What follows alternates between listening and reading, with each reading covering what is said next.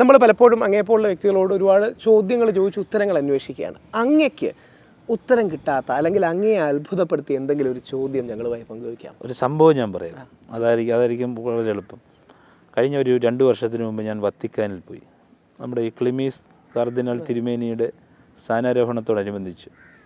അപ്പോൾ അവിടെ ചെന്ന സമയത്ത് അവിടെ അന്ന് ആദ്യം ചെന്ന ദിവസം തന്നെ ക്രിസ്തു നമ്മുടെ ആൾത്താരെ പോയി. അവിടെ വത്തിക്കാനിലെ ഏറ്റവും പ്രധാനപ്പെട്ട സ്ഥലം പത്രോസിൻ്റെ സഭയുടെ പരമാധ്യക്ഷൻ അല്ലെങ്കിൽ പരമാധികാരിയായിരിക്കുന്ന വിശുദ്ധ പത്രോസിൻ്റെ ഖബറടക്കമാണ് ആൾത്താരെ എന്ന് പറയുന്നത്. അവിടെ പോയി തിരിച്ചു വന്നു.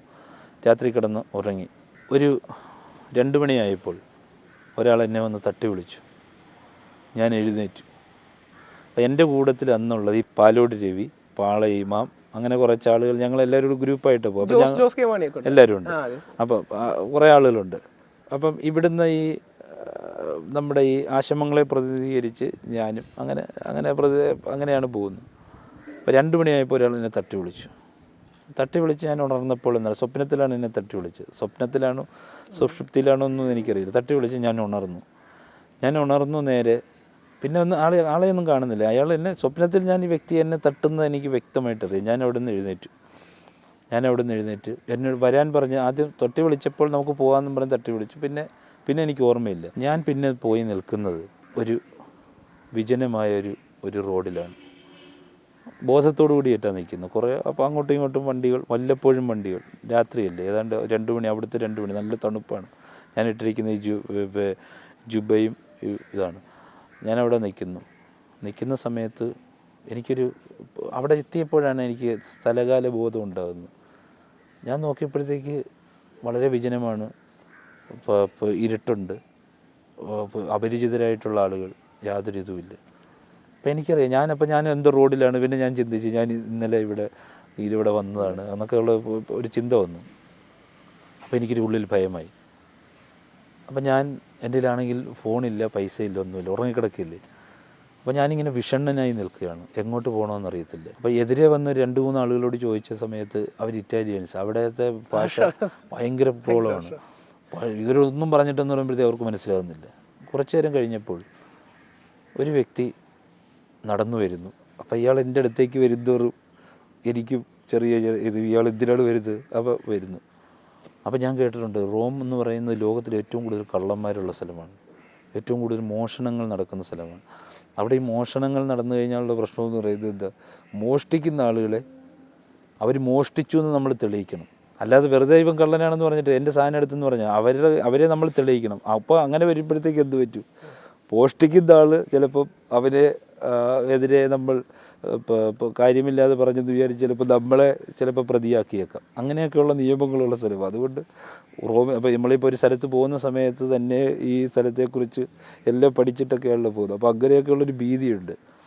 എന്നാൽ ഒരു ആത്മധൈര്യത്തോടു കൂടി ഞാൻ നിൽക്കുന്നു. ഇയാൾ നടന്നു വരുന്നു, അടുത്തടുത്തേക്ക് വരുന്നു. അപ്പോൾ 2 പേര് നടന്നു വന്നിട്ട് അയാളുടെ കയ്യിലുള്ള കുറേ സാധനങ്ങൾ എടുത്ത് മറ്റൊരാളുടെ കയ്യിൽ കൊടുത്തിട്ടാണ്, ഒരു തയ്യാറെടുപ്പോട് കൂടിയിട്ടാണ് വരുന്നത്. അയാൾ എൻ്റെ അടുത്ത് വന്ന് എൻ്റെ മുഖത്തിട്ട് നോക്കി.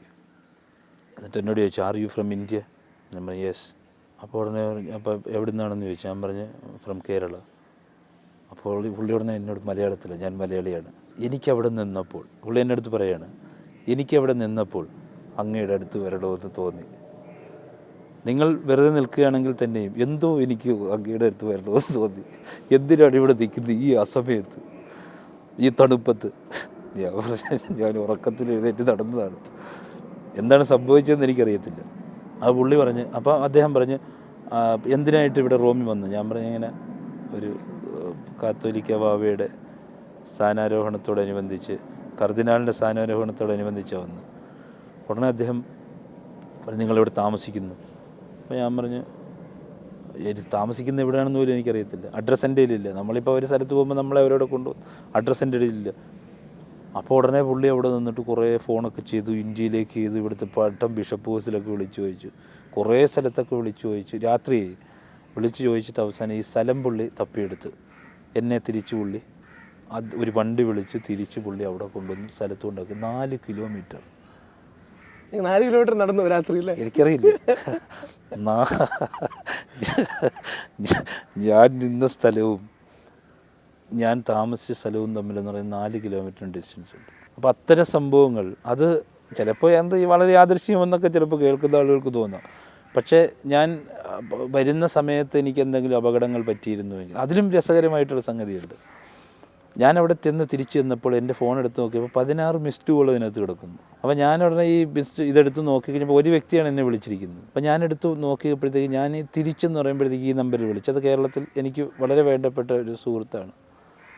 അപ്പോൾ ഞാൻ വിളിച്ചു ചോദിച്ച് നോക്കി കഴിഞ്ഞപ്പോഴത്തേക്ക് ഞാൻ പറഞ്ഞു. അപ്പോൾ അയാൾ വളരെ അത്ഭുതത്തോടു കൂടിയിട്ട്, അത്ഭുതത്തോടല്ല, പുള്ളി പറഞ്ഞത് ഇയാൾ ഉറങ്ങുന്ന സമയത്ത് എനിക്കെന്തോ അപകടം സംഭവിക്കുന്നു എന്ന് വിചാരിച്ചിട്ടെന്ന് പറഞ്ഞാൽ ഇയാൾ ഞെട്ടി ഉണർന്നു. അങ്ങനെ ഈ വ്യക്തി എന്ന് പറയുമ്പോഴത്തേക്ക് എന്നെ വിളിച്ച് ചോദിച്ചുകൊണ്ടിരിക്കുക. ആ സമയത്താണ് എൻ്റെ ഈ തിരോധാനം.